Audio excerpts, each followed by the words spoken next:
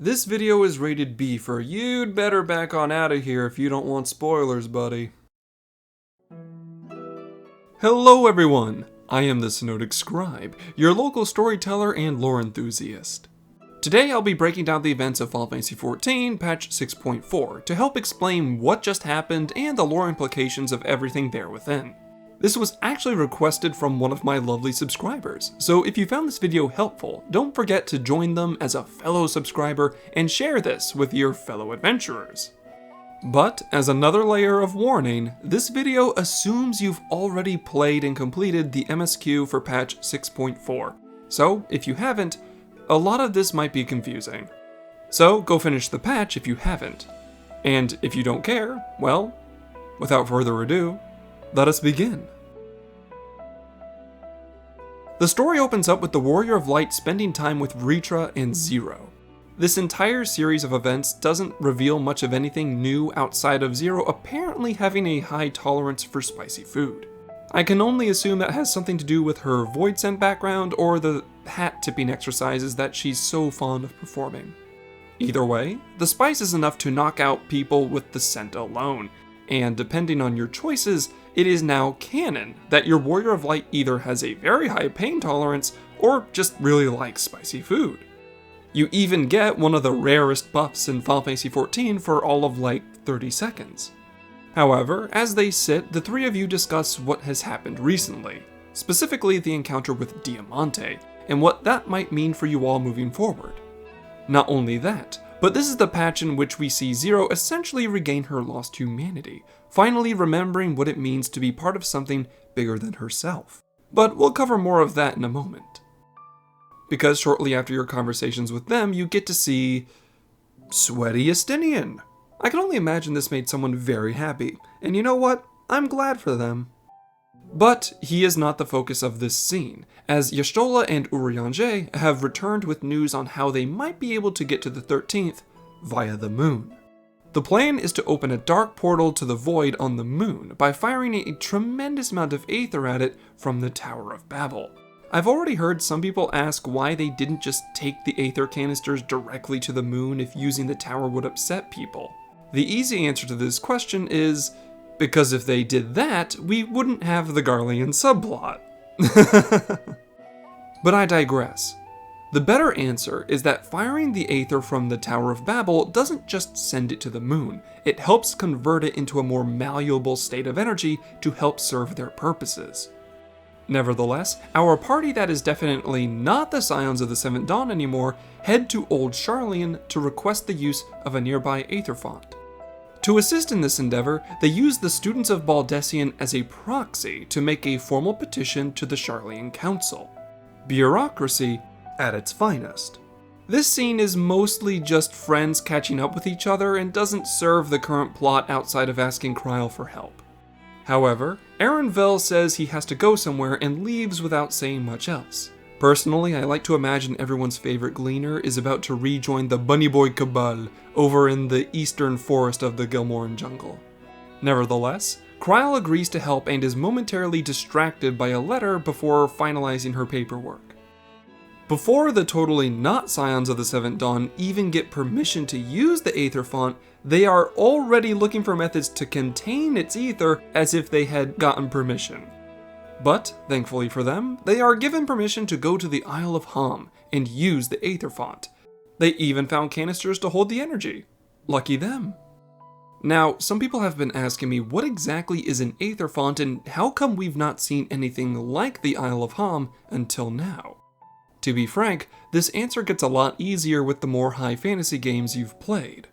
An aether font is essentially a magical ley line from other fictional universes. This is a location where enough rivers of aether have overlapped to the point of creating a geyser of etheric energy. In fact, Eorzea is theorized to have been a location where at least a few of these aether fonts exist, and is the reason why this continent is so full of aether so often. Don't forget, all those massive crystals you see in Eorzea are just solidified aether, though a lot of it was corrupted by Bahamut, so be careful around it. As to why we've not seen anything like the Isle of Ham until now, I'll have to get a bit more creative with my answer, so bear with me. The Isle of Ham is a place of Charlene research, and as such, there's nothing happening nearby that would naturally draw upon copious amounts of aether, allowing the geyser to erupt without interference. Meanwhile, Eorzea and the rest of the world has seen some kind of war and trouble throughout most of the Sixth Astral Era. War consumes and disrupts aether, never allowing a geyser like this to erupt so naturally. Things like this only got worse as the Garlean invasions began. Then, Bahamut's rampage ended up corrupting a great deal of Eorzea's aether, and after that, primals were being summoned on a regular basis. So, as far as we can guess, the reason we've not seen a font as huge as the Isle of Ham is because of the near-constant conflict and the 7th Umbral Calamity.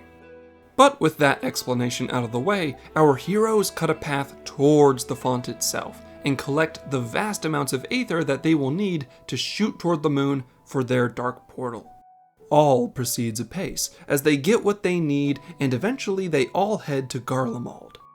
As expected, the Garleans are still grumpy that they're being taken care of by people they once planned to conquer. They always seem to conveniently forget how many innocent lives were lost in their global conquest whenever they're talking about how much they're suffering. But remember, that's what a constant diet of propaganda will do to a person. They literally cannot see themselves as anything other than victims of a world that hates them. You can also blame Emet-Selch's conditioning for their stubborn behavior. But eventually, it only took a dragon telling them to grow up and open trade agreements again for everything to calm down. With trade resuming between Garlemald and Radz-at-Han, the Garleans may seem some sort of return to normalcy. Yet during all these talks, Zero remembers what it means to trust people, becoming more like the person she was before she turned into a Voidsent. After that entire affair is settled, everyone gathers on the moon and prepares for the Aether to be launched from the Tower of Babel. The totally not Scions of the Seventh Dawn were very clever here, as they planned on using the other arcane tethers used to contain Zodiark as a net to prevent upper rung Voidsent from escaping to the source.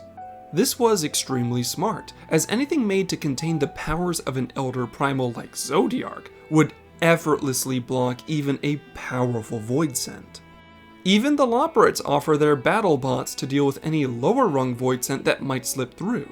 Y'shtola explains that the reason portals to the 13th are so easy to make is because of its dark corruption.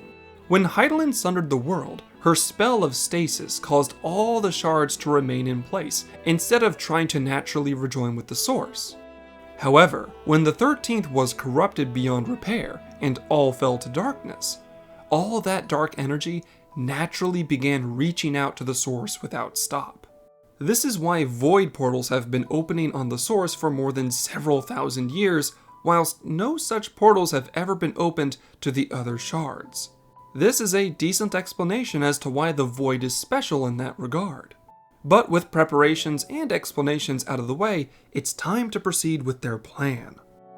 The operation commences as the Tower of Babel fires a condensed wave of aether toward the moon, directly hitting its target without fail. With prepared incantations and special spellcraft, they manage to not only wrest hold of the aether, but successfully funnel it into the void rift that they were hoping to make. Just as a historical note, this is likely one of the largest void rifts to be created since the days of the Elegant Empire. But containment seems to be working as intended, so the party gets on Vritra's back to fly into the void. Here they are met with a red moon, devoid of all familiar things.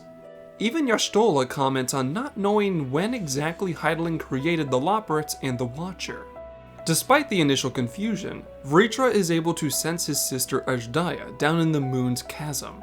They do indeed find her, only to realize that the reason she's never been completely turned into a Voidsent was because of Golbez and his spell. Ajdaya was in a lose-lose situation. She was either going to become a Voidsent and lose her mind, or remain pure, yet a prisoner to Golbez and his schemes. As we know, she chose the latter. The plan now is to beat up Golbez so his spell would be broken and everyone could return home. But in the time you're looking for Golbez, you stumble upon a memoria. Before you can ask too many questions, the Echo senses a chance to be relevant again, and activates without warning, as expected. In this memory, you see the lives of the two men that Zero met in her past life, a swordsman and a mage.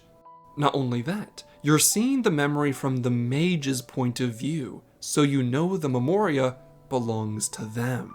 The conversation doesn't get very far, as Golbez arrives to tell everyone how foolish they were to come here and inspire hope within Azhdaya. However, Golbez gives Zero the same offer he did when he was once a mighty swordsman, to join him. She refuses, and Golbez plans to fight anyways. As expected, he breaks the chains on Azhdaya's prison, and allows the corruption of the Void to convert her into a powerful Void Scent. She is ultimately transformed, breaking her mind and becoming little more than a tool for Golbez, much to Vritra's sorrow. Golbez goes on the offensive, deciding that despite his advantageous position, we cannot be suffered to live, else we may become a greater thorn in his side. And frankly, he's not wrong. Ultimately, Vritra cannot bring himself to fight his sister, even in her maddened state. And with the other members of your party occupied fighting lower rank Voidsent, you're left to deal with Golbez on your own. Using the Stone of Infinite Plot Convenience, you summon some of your friends or randos to fight by your side and do battle with Golbez. In my case, I fought with randos, because I don't have enough regular Final Fantasy XIV friends to fill a whole party anymore. But before the creeping loneliness could sink in, one of my party members said that we needed to smile because they were streaming our fight on Twitch. And yet, they were blissfully unaware that a lore nerd was recording and judging their performance the entire time. However, after a long fight and plenty of AoE dodging, your Warrior of Light will emerge the victor, only for the ground to tremble and for Golbez to declare that you're too late and that he has won. Golbez now explains why you were so foolish to give hope to Azhdaya, and how he was biding his time for this moment. It was now that we finally confirmed the fate of Zodiark's sundered counterparts within the remaining shards after his defeat on the Source. Now, if I asked you, how is a Voidsent created? You would likely answer with, by corrupting something down to its very soul via the power of the 13th shard, of the Void. And you would be correct. So, when Zodiark was sundered, everything that made him up was sundered as well. And what had originally created him was the sacrifice of many souls. When he was defeated on the Source, the collective force keeping his sundered counterparts whole also fell apart, releasing all of that sundered aether into their respective shards, except for the 13th, which no longer had an ethereal realm. All of that sundered soul aether, all of that energy left behind had dispersed into a haze of ether. A haze that the corrupting energies of the Void took hold of, creating a new and remarkably powerful Void Scent.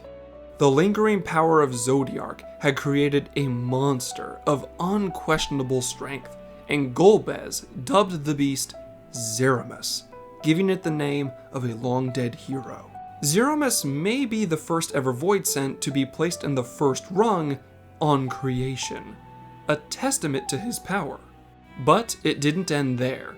In his madness, Golbez fed the corrupted Azhdaya to Zeramus, believing that would inspire this Void Scent to use all its power to break into the Source. Having been formed from the piece of a dead god and a dragon of the first brood now within its body, Zeramus proved too strong to defeat out of hand, forcing the Warrior of Light and friends to retreat back to the Source. Everyone laments that they couldn't save Azhdaya, but Zero tries to comfort Vritra by explaining how Voidsent eating each other works. She explains that his sister was technically still in there, and that Zeramus simply needed to be slain, allowing all the corrupt aether that makes up his body to be dispersed.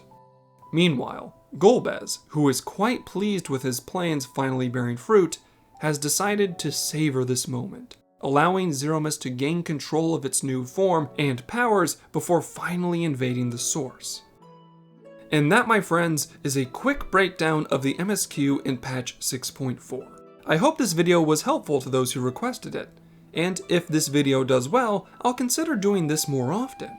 But in the meantime, I'll keep working on other lore content for you all. So, until next we meet, stay safe, my friends. Thank you all for watching to the end. If you enjoyed this video, why not subscribe and share this with your fellow adventurers?